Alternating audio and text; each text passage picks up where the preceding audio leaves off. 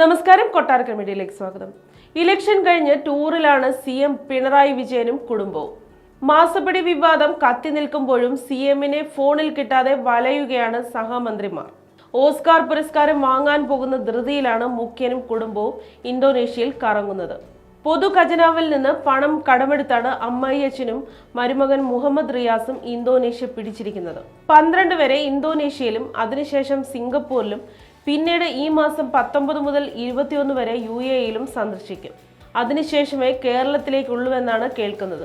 മുഹമ്മദ് റിയാസും മകൾ വീണയും CMനൊപ്പം ചേർന്നിരിക്കുന്നത് ബിസിനസ് പ്ലാനിനാണ് എന്നാണ് കേൾക്കുന്നത്.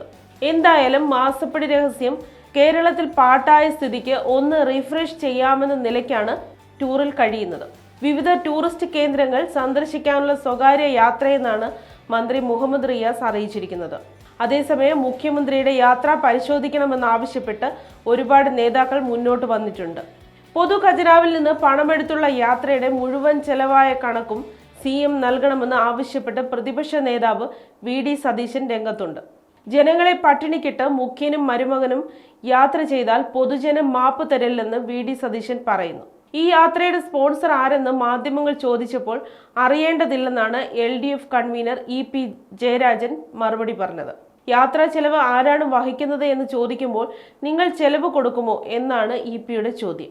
ടൂർ പാക്കേജ് കഴിഞ്ഞു വരട്ടെ, മുഖ്യനുള്ള പണി ഇവിടെ തരാമെന്ന മട്ടിലാണ് ഇപ്പോൾ മാധ്യമ പ്രവർത്തകർ.